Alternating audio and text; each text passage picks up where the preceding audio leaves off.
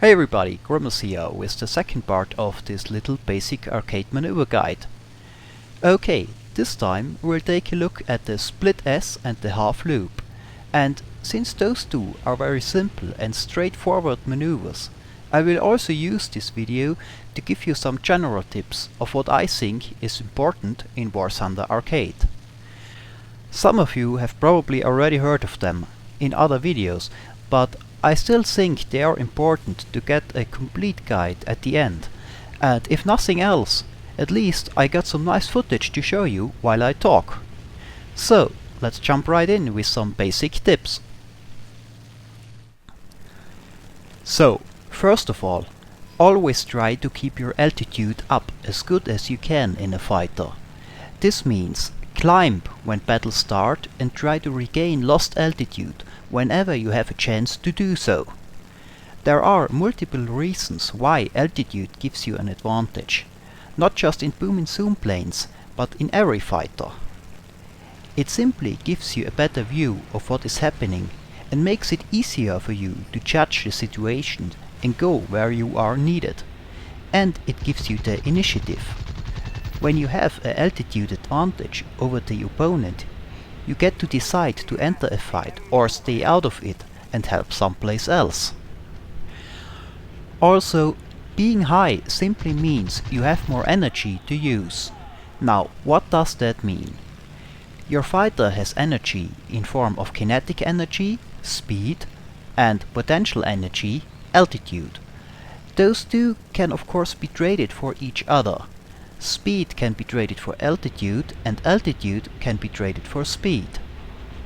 So a fighter that is high has a lot of options. He can use his speed to gain even more altitude, trade his altitude for speed and catch up to opponents that would usually be faster than him. And he can burn his speed in some high G maneuvers and then use his altitude to regain it. A fighter on low altitude has fewer options. He cannot gain speed by diving. After a few sharp turns, he will most likely be out of enough speed to keep his agility up, and he has no way to regain it quickly.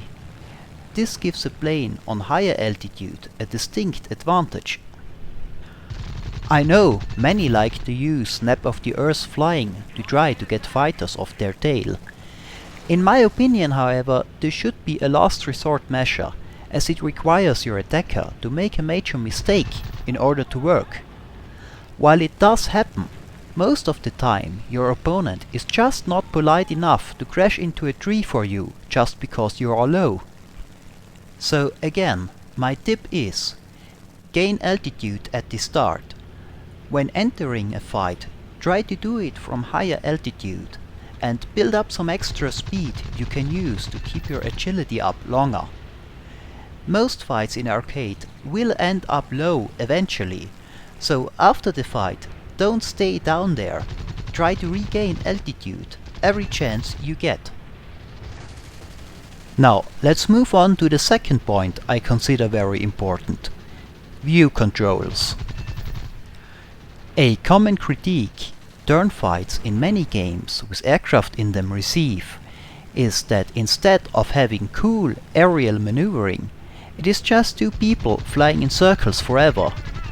When this happens in a game, there are usually two main reasons for it: an insufficient flight model and insufficient view controls that don't allow you to keep your opponent in sight while maneuvering. Luckily, Warthunder provides both a great flight model as well as good view controls. Knowing what your opponent is doing is key in a dogfight. Most combat maneuvers will only work if you can tailor them to what your opponent is doing. If you cannot see him, you will most likely end up just flying in circles. The easiest way to keep track of your opponent is to use the padlock camera. All you need to do is press the button and the view will be locked on your selected target until you release it. Use your mouse look to get a lock on your chosen target as fast as possible, and then use the padlock view while dogfighting. You should get used to doing that frequently during a turn fight, and even train to maneuver from weird camera angles while you look at your opponent. It is the first step toward becoming a good dogfighter. Of course, Warthunder also supports head tracking devices, such as Track IR, but I don't expect many arcade players to use them, and if you already do, you most likely don't need a lecture about view controls. Now on to the last part of the general tips part of this video. The last tip is: don't tunnel vision on one target. Even if you have already put some rounds into it, don't hesitate to switch target or break off your attack when the situation calls for it.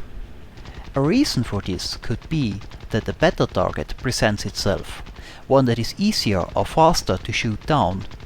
Another target might be higher priority because it is attacking one of your teammates, or you are under attack yourself and you need to take evasive action. Another, sometimes controversial reason to break off your attack and look for a new target would be because 4 other people are following and shooting the same target. I know it can be sometimes hard to let go of a target that you consider yours because you shot at it first, but in a lot of cases it is still the smart thing to do, and in fact it will not just be better for your team as a whole, but you will also get more kills if you break off and look for another target that is not already under attack, instead of risking collisions and friendly fire while hoping you will be the one out of 5 people to get the final blow. So that concludes the general tips part. Let's move on to the 2 flight maneuvers covered in this video, the half loop and the split S. As I have said, those maneuvers are very simple and straightforward, and most people will have already used them even if they don't know the name. Both maneuvers are 180-degree turns in the vertical. Let's take a look. A half loop, as the name says, is the first part of a looping, followed by a half roll to level the plane. The split S is the exact opposite. It starts with a half roll, followed by the second part of a looping. So, what are they good for? Both maneuvers are more energy efficient alternatives to a flat 180-degree turn. The half loop can be used to gain altitude in trade for speed while turning, and the split S will give you speed in trade for altitude, while a flat 180-degree turn will just lose you speed. Doing an energy efficient turn is the main use of the half loop. As shown in this example, it can also be used when you move away from an engagement with higher speed to return into it with an altitude advantage. Another use would be to get on the tail of a bomber passing above you, but I would advise against it, since it leaves you a very easy target for the tail gunner. Now, the split S is in my opinion the more useful maneuver in turn fighting. I mainly use it for getting behind oncoming targets that are lower than I am to initiate a turn fight. You could also go in a shallow dive and go for a head-on, but you have no guarantee that one pass will destroy your target, and when it does not, you will be forced to do a high G turn that will waste a lot of speed to get back on your opponent's tail. If he just keeps going, he will most likely outrun you. With the split S, however, you are on his tail and you most likely gained enough speed to stay there. Another situation I like to use the split S in is when I want to initiate a turn fight against an opponent behind me. This works especially well if your opponent's rate of roll is slower than your own, but even if not, your opponent has to react fast to counter it. Every plane can pull more positive Gs than negative. If you have an opponent behind you, you can roll inverted and do a split S.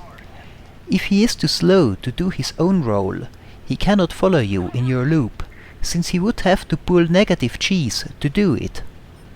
I usually close the loop in this case and enter a turn fight. So, those were a few examples for the split S and the half loop. And this concludes the second part of my little arcade maneuver guide. I know it was a bit more general tips this time. I hope you enjoyed it anyway. Thanks for watching, and maybe I see you next time.